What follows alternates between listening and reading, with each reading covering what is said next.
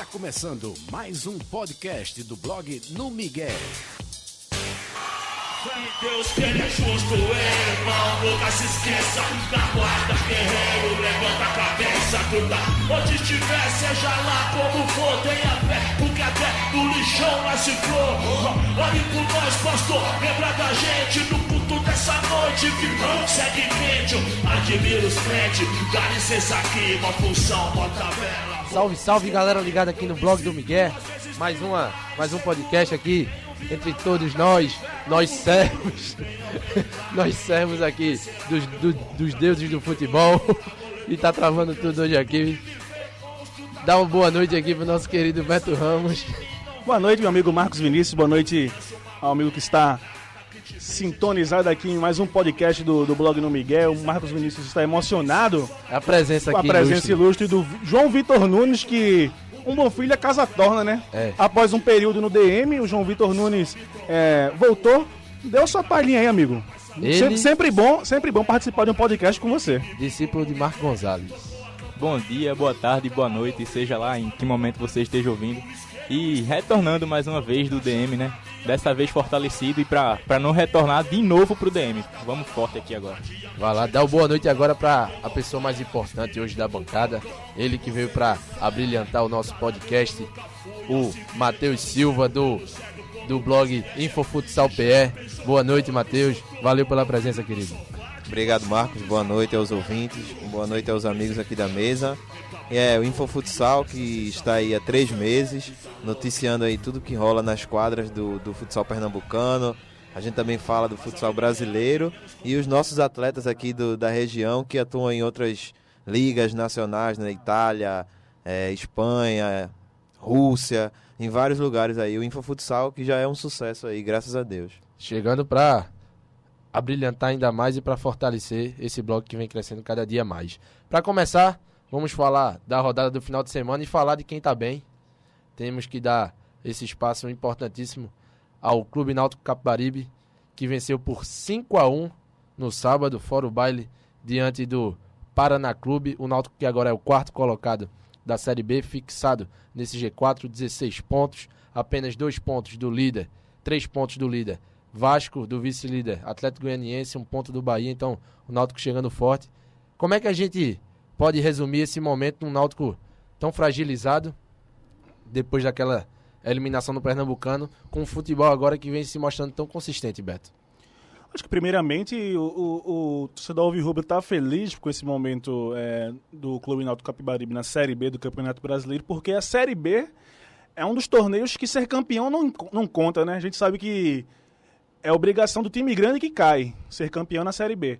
Mas para quem já está disputando a Série B há algum tempo, o que vale é estar entre os 4 primeiros no final das 38 rodadas e subir, garantir o acesso para a Série A do Campeonato Brasileiro. Então, São 4 títulos, né?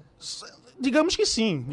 São 4 honrarias para os clubes que se mantêm mais regularmente na competição.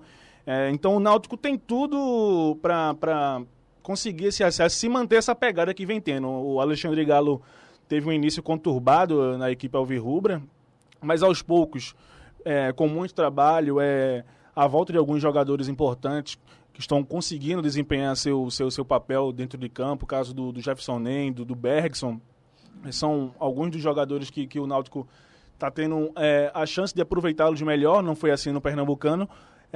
Então, se esses jogadores, juntamente com agora a contratação do Hugo, experiente meia, Hugo que Hugo veio... treinou sábado, depois da partida lá na arena. E o Hugo, só para reiterar aqui, a diretoria alvirrubra lançou uma promoção, não digo uma promoção, é uma espécie de marketing, uma jogada de marketing. Lançou no site para o torcedor escolher a camisa que o Hugo irá vestir em sua passagem pelo Náutico. São os números 10, 27 e 80. Então o torcedor entra lá no site, vota. O número que for mais votado, obviamente, será o número da camisa que o Hugo irá vestir na sua passagem pelo Clube Náutico Capibaribe. Então o Hugo tem grandes chances de dar certo nessa Série B do Campeonato Brasileiro. Fez um campeonato gaúcho muito bom. Estava na seleção do Campeonato Gaúcho pela equipe do Juventude, que acabou sendo vice-campeã estadual. O Hugo agregará muito essa equipe do Náutico, que juntamente com o trabalho do Alexandre Galo, tem tudo para conseguir o acesso para a Série A do Brasileirão. Falando agora da partida de amanhã, Náutico e Vasco, partida realizada em São Januário, no Rio de Janeiro, um confronto direto onde o Náutico, dependendo do desenrolar da rodada, pode terminar até como líder nessa rodada, na 9ª rodada. Então, Vasco e Náutico, vou pedir a opinião aqui de um cara que tem um apreço muito grande aqui pelo Vasco, o Matheus. Matheus, o Vasco perdeu para o Atlético Goianiense no sábado, fora de casa, um fora de casa que foi mais em casa do que o provável, porque o jogo foi em Cariacica, no Espírito Santo, onde um estado que o Vasco tem muitos torcedores, mas o Vasco foi com um desfalque muito importante, que é o Nenê, que é artilheiro da Série B, 8 gols, e a referência técnica do Vasco desde o ano passado, até naquela arrancada, tentando se livrar do rebaixamento. Esse jogo, duas equipes, a equipe do Vasco que perdeu a primeira no ano, além de a primeira no ano, uma invencibilidade de quase 40 jogos, e o Náutico que vem nessa crescente, venceu já fora de casa e está com um ataque arrasador. Pois é, Marcos, você falou aí tudo, mas eu acho o seguinte, o Vasco é o líder, vem numa boa campanha, perdeu a primeira, mas fez um bom jogo, foram 2 bolas na trave, o Atlético Goianiense também atacou, respondeu com contra-ataques rápidos, também acertou a trave do Jordi. O Vasco jogou sem o Nenê, mas mesmo assim fez uma grande partida. Quem foi muito mal foi o Rodrigo. O Rodrigo errou muito, falhas bizonhas, tanto que quase que o Atlético Goianiense se aproveita de uma das várias falhas dele. Agora, o Nenê volta, mas o Vasco ele tem um grande desfalque, né, que o Martin Silva. Sem o Martin Silva, eu acho que o Vasco ele sofre muito ali atrás, porque o Martin Silva, quem acompanha o Vasco, como eu acompanho muito, ele já salvou o Vasco muitas vezes de derrotas. Acho que vários resultados aí que o Vasco conquistou de 1-0, 2-1, o Martin Silva ele teve uma parcela muito grande aí de contribuição, fazendo grandes defesas. Agora, acho que se esse jogo do Náutico, se fosse no Espírito Santo, seria até mais difícil, porque São Januário ultimamente não tem lotado. O torcedor do Vasco ele não tem ido a São Januário. Isso aí tem preocupado sim o Jorginho, a comissão técnica, porque não tem transformado naquele caldeirão. Entendeu? As vitórias do Vasco em São Januário... 1-0, né? Sempre apertado. A vitória do Vasco, que poderia ter sido elástica contra o Bahia, não foi. A equipe abriu 2-0, se desligou, deu uma caída no segundo tempo, o Bahia reagiu, empatou, e aí o Nenê apareceu, brilhou, fez mais 2 gols e o Vasco saiu com a vitória. Mas venceu do Tupi por 1-0, gol no primeiro tempo.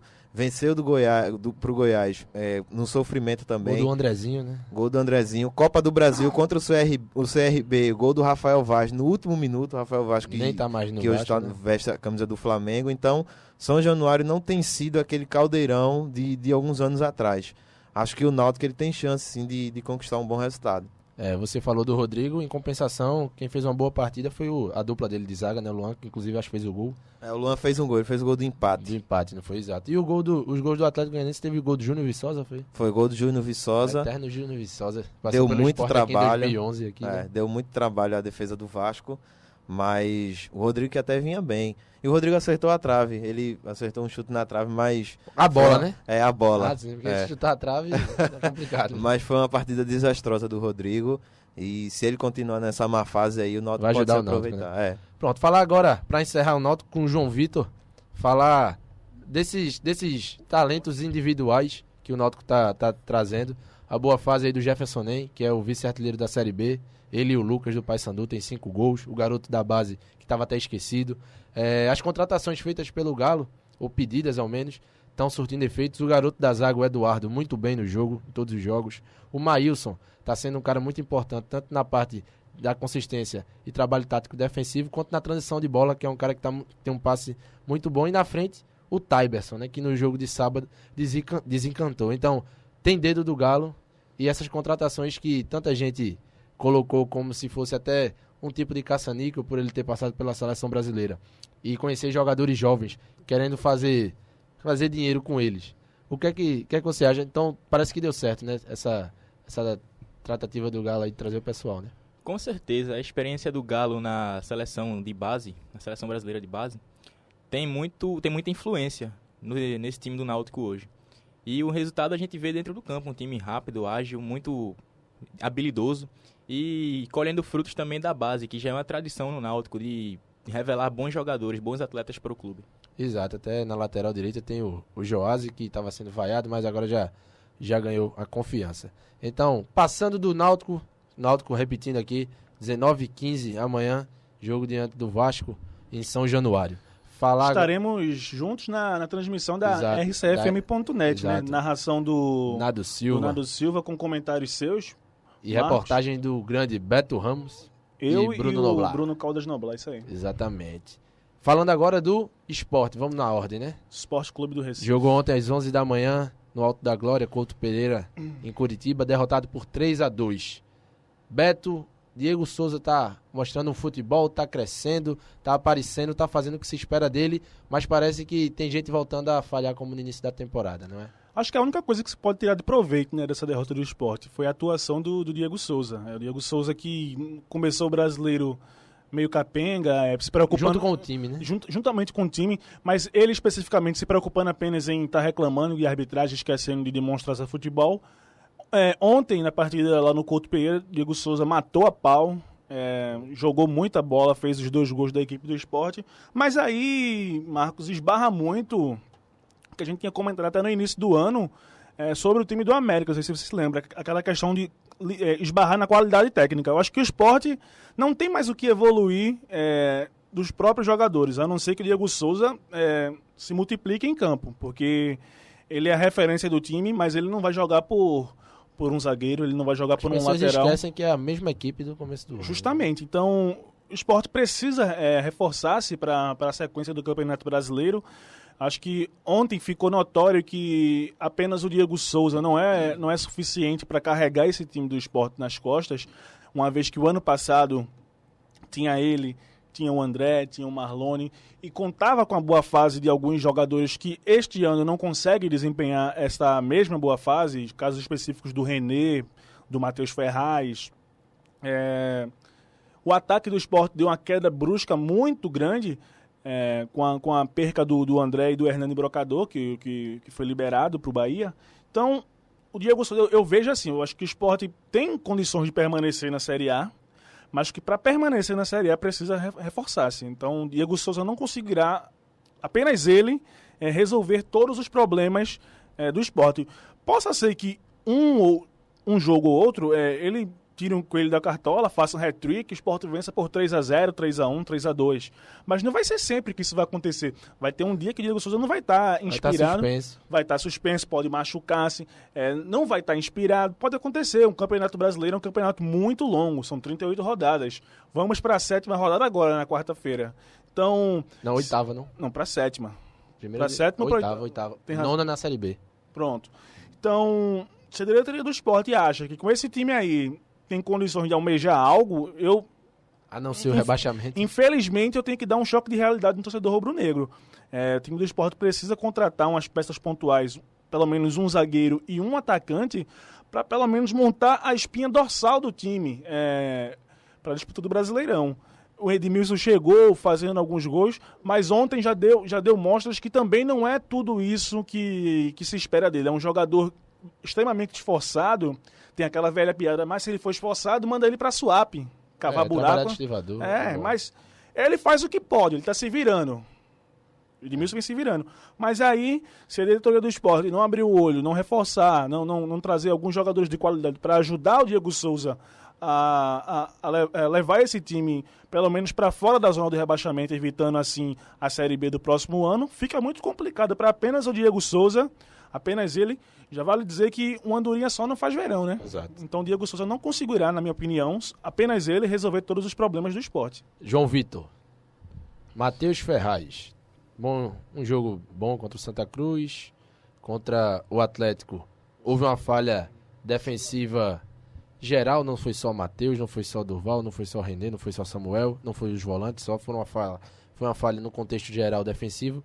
Mas ontem o Matheus voltando a falhar, até mesmo antes dos cartões, errando todas as saídas de bola, tempo de bola, fazendo faltas desnecessárias. Como é que faz agora com o Henriques fora, o Matheus expulso, Oswaldo? Tem que ter um elenco maior, até pelo fato do Oswaldo estar até improvisando durante os treinamentos, né? Visto que o Rodney Wallace foi improvisado como zagueiro junto com o Rodrigo Mancha, né? Adrielson? O garoto da base, exato, bom. Que opção melhor que essa? Tem ele lá, por que não? Coloca um improvisado, tendo um zagueiro da seleção de base. Alessandro também, que é o garoto do capitão do Sub-17, que foi vice-campeão agora, ele também tá compondo o elenco também. Por que não aproveitar? Se tá rendendo aí, se tá dando bons frutos, e se os meninos estão em boa fase. Porque o Sport foi vice-campeão da Copa do Brasil Sub-17. Não é possível que não tenha um pra sair 4 dali. convocados para a seleção Sub-18. Pois é. O problema é que o Oswaldo de Oliveira nunca foi um treinador que gostou muito de trabalhar com jogadores da base. E até ele tem que ter o conhecimento também. Ele Vale não gostar, ressaltar, né? que o Gabriel Jesus no Palmeiras ano passado só foi inscrito pro Paulistão no apagar das luzes. No lugar do Cleiton, não foi? Justamente, o Gabriel Jesus, vale ressaltar, ele não iria ser inscrito para disputar o Campeonato Paulista, mas aí após uma pressão da torcida e da direção do Clube Paulista, foi que o menino foi inscrito pelo Oswaldo de Oliveira, que até não gostou dos pedidos da torcida, porque o Palmeiras entrava em campo, o time estava indo mal sobre a batuta do Oswaldo de Oliveira, a torcida pediu o Gabriel Jesus e o Oswaldo de Oliveira não queria colocá-lo em campo, não botava o menino para jogar. Então, tem que, o Sport, feito Nunes disse, os jogadores tem jogadores de qualidade no Sub-17 do Sport, mas é preciso que o Oswaldo de Oliveira olhe com mais carinho para poder botar essa molecada para jogar. Tá, ok, tá aí o Beto Ramos, então dá chance pros garotos da base, é isso, Nunes. Com certeza. Não tem melhor opção agora. Já que não contrata, vê o que tem na casa, né? Exato. Lembrando que dia 20 agora abre as inscrições para atletas que estão atuando no futebol estrangeiro. O Sport está de olho no mercado. O Sport que quarta-feira visita o Santos que vai ser o próximo assunto junto com Santa Cruz aqui no podcast, na Vila Belmiro, e tem a provável volta de quem estava jogando a Copa América, né? O Gabigol e o Lucas Lima talvez volte exatamente contra a equipe do Sport para o jogo de quarta, então 2 reforços importantes para a equipe santista. O Ricardo ainda continua fora por lesão, o Ricardo Oliveira. Falar agora do Santos, que venceu ontem a equipe tricolor no Arruda, 2-0, um golaço do Zeca, belo gol do lateral esquerdo, que imita o Felipe Lan, né? Que ele é destro, ótimo jogador. Falar Começa, Nunes, ou passa a bola? Sim, começa. Viu o gol do Zeca? Golaço. Lindo gol. Eu amo o gol daquele jeito ali. De primeira, assim, de longe, meu Deus do céu. É muito lindo.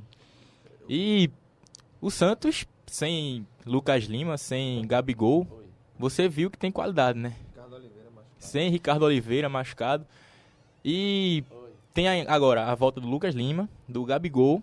Tem aí pra estrear Rodrigão, que ainda não jogou. E o Sport com esse sistema defensivo que tá aí hoje. Não vejo outro resultado que não seja derrota lá da Vila, não.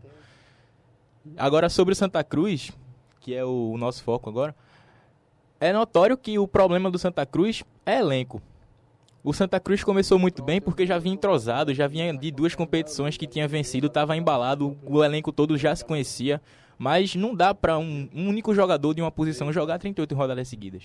O time tem que ter elenco, tem que contratar. Esse é ao meu ver, é o grande problema do Santa Cruz. É elenco. Exatamente, e com a falta do grafite, né, do Keno.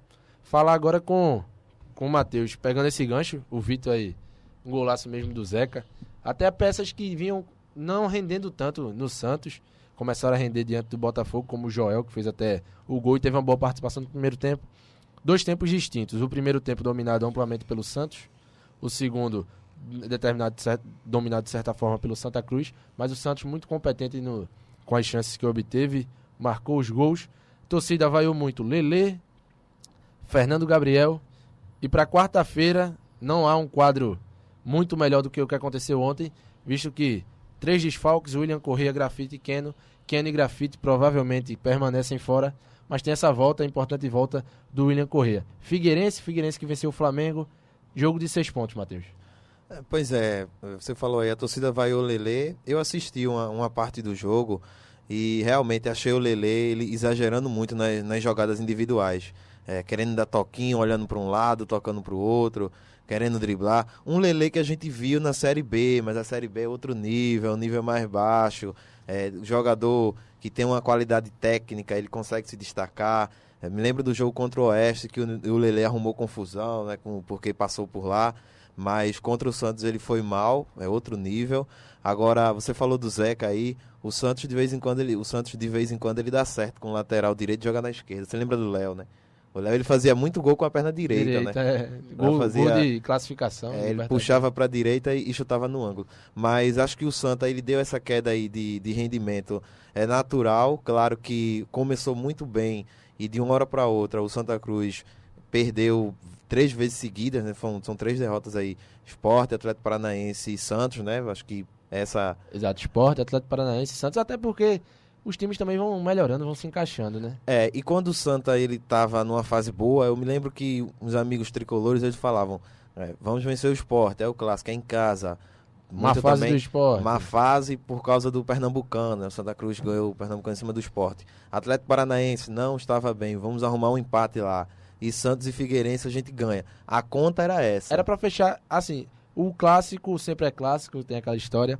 O Atlético tem um empate que era um resultado até aceitável, mas na minha concepção, essas 2 partidas que o Santa tinha em casa agora, até pela força que demonstrou no Arruda, era pra fazer 6 pontos pra ficar tranquilo, né? Porque o Santos, ele sem esse trio, né, o Lucas Lima, o Gabigol e o Ricardo Oliveira, esse É um último time comum machucado, demais, né? ele sem esses 3 jogadores, o Santos ele não é muita coisa.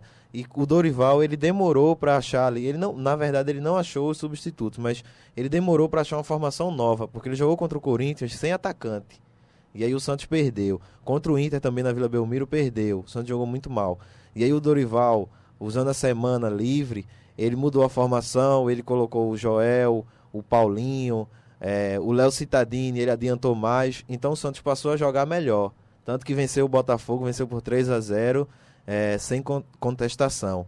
E quanto o Santa Cruz, muita gente assim acreditava, acho que não viram o jogo contra o Botafogo, os torcedores acreditando que o Santa poderia fazer um bom jogo, mas o Santos ele já vem evoluindo. O Dorival ele já achou um jogo, uma forma para a equipe dele jogar sem esses atletas. E agora ele conta com o Lucas Lima e o Gabigol. Então, na conta do torcedor do Santa Cruz, era a vitória certa, mas parece que não assiste o Campeonato Brasileiro. Mesmo com o time tanto tempo na Série B, mas eu acho que eles com certeza assistem a Série A. Vem o Sport e o Náutico e meio que, já é uma vitória certa. O Figueirense também, não é assim. O Campeonato Brasileiro... Não ganha de qualquer jeito na Série A. Campeonato Brasileiro são muitas surpresas aí que a gente vê a cada ano. Então, contra o Figueirense é bom também entrar ligado, porque senão essa má fase aí continua e o Milton Mendes sempre assumindo a culpa, quando os jogadores também têm, né, a parcela de culpa. Muito grande. E para fechar, o G4, Beto, você que tá por dentro, líder internacional. Líder internacional, Palmeiras vice-líder. Pontuação. 16 pontos internacional, Palmeiras vem em segundo colocado com 15. Grêmio 14 e a equipe do Corinthians estacionou nos 12 pontos. 13, né? Pronto, então G4 formado por Inter, Palmeiras, Corinthians e Grêmio. Ali ressaltar que do G4 o Palmeiras ainda não enfrentou ainda o Internacional. Bateu o Grêmio no Pacaembu. 4-3. Venceu o clássico ontem. 1-0. E tirou o Flamengo do G4 no momento que o Flamengo ainda era 4º colocado e o Palmeiras era 5º. Então, dos que estavam no G4, o Palmeiras já venceu 3. Falta enfrentar a equipe do Internacional. Sábado, estava dando uma lida nas páginas sociais do elenco palestrino, que os ingressos já estão sendo vendidos para sábado, às 16 horas, Palmeiras e Santa Cruz, lá no Allianz Parque. Então, a equipe do Santa Cruz enfrenta, neste meio de semana, no meio de semana, o Figueirense, fora de casa. Então, são dois jogos que o Santa Cruz enfrenta, dois jogos, pronto, corrigindo aqui a informação, Santa Cruz enfrenta 21 horas. Enfrenta o Figueirense na quarta-feira às 21 horas aqui no Arruda, nisso, e sai para enfrentar o Palmeiras no Allianz Parque às 16 horas do sábado. Bem tranquilo. E os ingressos já estão sendo vendidos. Eu estava dando uma lida rápida na informação. Já tinha vendido cerca de 12 mil ingressos para a partida. É bom o torcedor do Palmeiras comprar logo os ingressos, porque se arrumar filme, aí a W Torre arrumar filme para passar. Né? A W Torre, rapaz, parece que não joga junto com o clube, né? Prestar atenção direitinho, parece que não joga junto com o clube. O clube almejando chegar no final da disputa do Brasileirão, almejando o título, e a W Torre arrumando show evangélico, arrumando pré-estreia de filmes. Agora, a torcida do Palmeiras tem uma forma de se vingar boa da W Torre, lotando o Pacaembu, porque existe a questão do pagamento da multa que a W Torre paga de acordo com o Palmeiras, de acordo com o público. Então, quanto maior o público, maior o prejuízo para a W Torre. Além de que, Beto, só para completar rápido, as agendas de Palmeiras e Corinthians são muito altas, agendas dos jogos, mas o custo para se abrir a arena é extremamente alto. Eu estava escutando semana passada o Jorge Nicola, que é um cara que tem muito esse tipo de formação. Ele é blogueiro do site da UOL e comentarista pelos canais ESPN. Ele disse que é na faixa de R$700 mil, uma abertura de um dia de jogo arena, o custo. Então, um custo elevado. Mas aí, você vê, a abertura da arena é R$700 mil, 2 milhões e... O público que vai dá uma renda em torno de quase 3 milhões, 2 milhões e 500, 2 milhões e 600, batendo nessa casa. Então, se você for botar na balança... Não, sim, mas eu ainda fico impressionado com o valor, né? Vamos dizer que o Palmeiras passa por uma má fase, mesmo o torcedor que é sócio não vá... Imagine você um dia abrir a arena que passou ano passado, R$700 mil. Vale ressaltar que o Palmeiras não vinha bem até o título da Copa do Brasil. O Palmeiras vinha capengando no Brasileirão. Teve uma boa fase com o Marcelo no início, depois... Justo. E... Teve esses prejuízos, né? Acho que o que mais impressiona nesse caso é a força do sócio-torcedor, que não tem outra saída. Acho que se acontecer com os clubes aqui, ou você se torna sócio do clube para poder ter descontos e comprar um ingresso mais barato, ou você vai pagar fortuna no ingresso, porque lá o ingresso é absurdamente caro, 300, 400 reais o ingresso. O preço médio, o ticket médio mais caro do brasileiro tava o do Corinthians por R$50,33, se eu não me engano, e o mais barato era o do Santa Cruz, R$16 e alguns centavos. Então, custo lá para assistir uma partida muito alta. Dá uma pausa agora no futebol e falar no futsal aqui. Com o nosso, ótimo. Nosso querido Matheus, do blog Infofutsal PE. Matheus, o que é que nesse momento está tendo de cobertura do blog? O que é que você pode passar para o nosso ouvinte? Como é que essa divulgação, como é que está acontecendo esse teu trabalho, o Infofutsal, que cobre categorias de base, futebol, o futsal internacional, o futsal na Liga Nacional, os pernambucanos, Brasil e mundo afora. Como é que está esse momento aí do Infofutsal? Pois é, Marcos, estamos aí há 3 meses, né, em atividade, e no momento nós temos aí o Infofutsal, cobertura nossa. Nós temos o Campeonato Pernambucano Sub-17, que chegou na fase semifinal, eram 6 equipes, e agora 4 se classificaram. O Sport passou em primeiro. O Sport Santa Cruz foi uma briga interessantíssima até a última rodada, brigando ponto a ponto, e o Sport se beneficiou porque na primeira rodada ele tinha um jogo contra a equipe de Ribeirão, mas esse jogo foi adiado por conta das fortes chuvas, e aí o Sport ele entrou em quadra pela última rodada na última sexta-feira, e no domingo ele cumpriu esse jogo contra o Ribeirão, venceu por 7-1 e assumiu a liderança, terminou na liderança. Santa Cruz ficou em segundo, Náutico em terceiro e a equipe do Sesc Santa Amaro em quarto lugar. Então nós vamos aí para as semifinais neste meio de semana, na sexta-feira, Náutico e Santa Cruz nos aflitos, e o Sport enfrenta o Sesc lá no Sesc Santa Amaro. Então as semifinais aí são 2 jogos, e a gente promete muita emoção aí. O torcedor que gosta de futsal, vale a pena ir nessas 2 quadras. Repete o horário, por favor, e os dias, Matheus. Nos aflitos, Náutico e Santa Cruz, e no Sesc Santo Amaro, Sesc e Sport. O horário a federação ainda não divulgou, mas a galera que fica ligada aí no blog, durante a semana aí a gente vai passar os horários aí tudo certinho. E também temos a Copa Pernambuco adulto. Final de semana agora teve jogo, não foi? Teve jogo aí, o Central e a equipe da Facol, lá de Vitória de Santo Antão, que eram as 2 melhores equipes da primeira fase. Então chegamos às semifinais, a Facol enfrentou a equipe do Ipojucano, lá de Ipojuca, em 2 jogos, né? Venceu os 2, 8-3 esse segundo agora final de semana, lá em Vitória de Santo Antão, na quadra do Radar. E o Central teve um jogo mais complicado contra a equipe do Carpinense. 2-2 no primeiro jogo, lá em Carpina. E na volta, o Central lá em Caruaru, no Sesc de Caruaru, venceu por 3-1. Exato. O Central estava com alguns desfalques, né? Pois é. é um dos problemas do blog. Infelizmente, quando tem jogo no interior, a gente não consegue ir ainda. Então, Logística é complicada. a gente fica esperando informação da federação, então de alguns amigos, a gente entra em contato. Agora, a final, serão 2 jogos também. Quarta-feira é o primeiro jogo e sábado o segundo. Quarta-feira em Vitória, na Casa da Facol, e no sábado em Caruaru, Casa do Central. E esperamos poder ir a esse jogo lá em Caruaru. O Infofutsal, se Deus quiser aí, se a gente conseguir aí alguns contatos aí, vamos tentar ir para esse jogo lá em Caruaru. E no começo do ano a gente teve aí a Copa Tronadon, que é uma das principais competições do calendário do futsal pernambucano. Adulto também. Né? Adulto também. 12 equipes, campeonato sensacional, um show de cobertura nosso. E a equipe da Uninassal, que é um time muito forte aqui em Pernambuco. E Vocês também acompanharam todos os jogos em loco, né? Todos os jogos, a gente fez aí todos os jogos dentro da quadra, com fotos, vídeos, os bastidores, como você falou.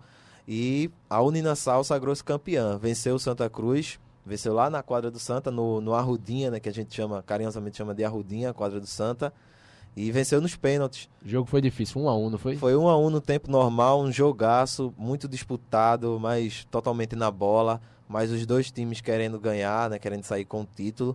Foi para os pênaltis e aí a Uninassal ela saiu com o título, converteu todas as cobranças, o Santa Cruz errou a última. Mas o Santa, que o torcedor do Santa Cruz aí não fique triste não, porque... Aproveitando, eu ia falar até isso, o Santa foi campeão brasileiro, né? Campeão da Taça Brasil, da 2ª divisão da Taça Brasil. Santa fez uma campanha espetacular, foram 5 jogos, 3 vitórias e 2 empates. Agora os 2 empates contra as 2 melhores equipes. Só que o Santa ele se sobressaiu porque goleou os outros adversários. Foi campeão, ganhou no número de pontos. E o saldo de gol do Santa Cruz também foi espetacular, sem sombra de dúvidas, uma campanha sensacional. Agora, para tirar a dúvida do torcedor, não foi o Santa que conseguiu a vaga para a 1ª divisão, porque na Taça Brasil é assim, é divisão especial, primeira divisão e segunda. Exato. Pernambuco ganhou uma vaga na 1ª divisão, porque o Tigre de Garanhuns, ele tinha essa vaga. Como ele não disputou, Pernambuco foi rebaixado. Exato. E aí o Santa reconquistou essa vaga. Então, do Pernambucano desse ano, o Pernambucano adulto, o campeão vai disputar a 1ª divisão. Tentando voltar à divisão especial. Lembrando que Pernambuco é um estado de grande cultura, de muita valência nessa parte de futsal. As categorias de base sempre com seleção pernambucana ou representantes nos campeonatos brasileiros sempre ganhando os títulos. Na parte universitária também sendo muito bem representado, como até mesmo o Matheus já falou. O Uninassal chegando sempre muito forte. E a Facol também, a Facol que ganhou os Jogos Universitários. Exato. A fase regional vai disputar agora o nacional e se ganhar, vamos ter agora pela primeira vez a fase sul-americana dos Jogos Universitários. E a Facol e a Uninassal vão representar no futsal masculino. Excelente. Falando agora mais um pouquinho de futsal. Esse ano, Copa do Mundo, setembro, Mundial da Colômbia. E nossa seleção, como tá, Matheus? Pois é, você que também acompanha muito bem futsal, né? Jogou também, gosta, sabe como é importante essa modalidade para o futebol. E nós temos aí muitos atletas aí que jogam futebol, mas que começaram na quadra. Até mesmo aqui em Pernambuco, a gente tinha aí recentemente o Raniel, né? Raniel que agora foi para o Cruzeiro. Era o dono do Sub-15, do Sub-17 de Santa Cruz, capitão. Pois é. E tinha também o Douglas Baggio, né? Que estudou no 2001. Estava no Flamengo, agora está no Luverdense. Exato. Então, são bons exemplos aí que tem outros, se a gente for puxar agora, no próprio Santa, tem o Nininho, pois o lateral, tem o Douglas Baggio, tem o Rômulo, do Bahia, que agora está emprestado, eu não lembro para qual time ele foi, mas ele foi emprestado agora nesse ano de 2016. Então, grandes frutos aqui do futsal pernambucano. São coisas que o torcedor que passa despercebido, né? E não sabem que estavam aqui e foram liberados tão facilmente. É bom a gente lembrar aí pro torcedor. E até um vídeo que a gente colocou lá no Infofutsal, o Marcos. O Elias, meia da seleção e do Corinthians.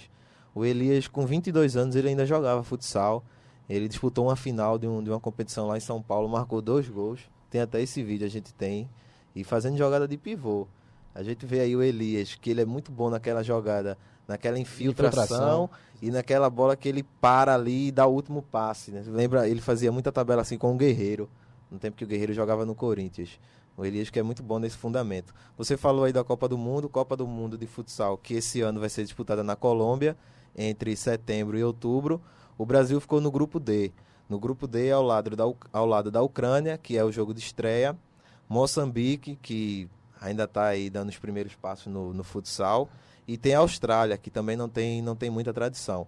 Então, a Ucrânia, só te interrompendo, Matheus, desculpa, mas futsal europeu que cada vez mais a parte tática sendo apurada, técnicos brasileiros indo para lá, levando a nossa cultura. A gente tem no Cazaquistão o Cacau, que sim, tem a base, que tem o Léo Higuita no gol, que tem o Léo também. Exatamente. Tem muita gente, tem uma base muito boa. O Cazaquistão, que é vice-campeão europeu, primeira vez que participou. Tem a Espanha, que tem a sua tradição. Tem a Rússia, que tem os nossos brasileiros. Espanha e Rússia que fizeram a final do europeu de futsal esse ano. Exato. Tem Espanha que ganhou. Tem o foi Robinho, campeão. que é o cracaço do Gazprom, né? E que é daqui de Pernambuco. Exatamente. Tem o Rômulo. Rômulo também, que é do Dínamo. Rômulo naturalizado russo. Naturalizado russo, nós temos o Rômulo, o Cirilo, o Robinho, o Éder Lima. O Éder, que é um pivôzaço, né? E o Gustavo, goleiro. Então nós Exato. temos 5 jogadores. Na Itália também temos muitos brasileiros naturalizados italianos. Na Copa, ou foi 2012 ou foi 2008, a base da Itália, dos 12 jogadores que foram, eram 10 ou eram 9 brasileiros. Até que diminuiu um pouco agora nessa última Euro, mas ainda você tem pelo menos, sei lá, metade dos Pois convocados. é, você falou aí da Itália. Na Itália, o campeão da Liga Nacional esse ano, o Asti, 9 brasileiros no elenco. Valtinho. Venceu o Rieti. O Valtinho, acho que, não sei se ele ainda tá lá acho que no Asti ele não tá mais não. Mas 9 brasileiros, tem vários aí, Chimanguinho, é porque o torcedor pernambucano ele não conhece o Zacardi, mas o que tem de brasileiro jogando na Itália, na Europa, Pernambuco a gente tem também o Amadeu, que joga no Azerbaijão, é da seleção. Vassoura que, como o Beto falou aqui, Vassoura ele joga futebol de campo durante um período e no segundo semestre ele volta para a Europa ou pro Oriente Médio, algum local, para jogar o futsal. Ele é um cara que chama muita atenção por conta da habilidade, da qualidade técnica, e ele onde chega, a gente pode falar que ele é rei. Então, É um cara bem visto, né? não, muito bem, um cara muito... Ele que agora nesse momento tá jogando o Campeonato Pernambucano de Futebol de Society pela equipe do Isso. Náutico, o Vassoura. Quem quiser também... Tem muita gente boa no tanto futsal quanto no futebol de society. E então essa Copa do Mundo o Brasil chega, mas não chega com aquele favoritismo de campeão mundial não, porque não teve nem essa renovação, né? Nós somos aí, os 2 últimos mundiais o Brasil conquistou, em 2008 aqui, em 2012 na Tailândia. O Neto que fez aquele golaço no Pois finalzinho da no prorrogação, finalzinho. Né? E o Brasil venceu a Espanha após 2 derrotas, né? Em 2000 na final, em 2004 nas semifinais. E em Brasil. 2004, só para puxar um pouquinho pela memória, o Brasil foi eliminado na semi pela Espanha. Quem perdeu o pênalti foi o Neto. Foi o Neto, justamente o Neto. Tava começando ainda, chorou muito, eu me lembro Quando muito foi bem em desse 2012, jogo.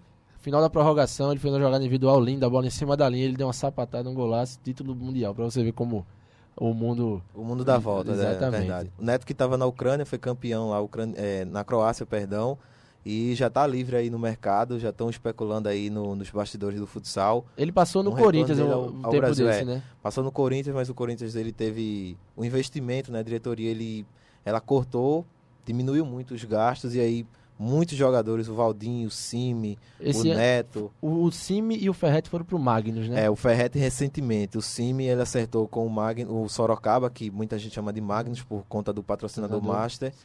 O Cime ele acertou em fevereiro com o Sorocaba.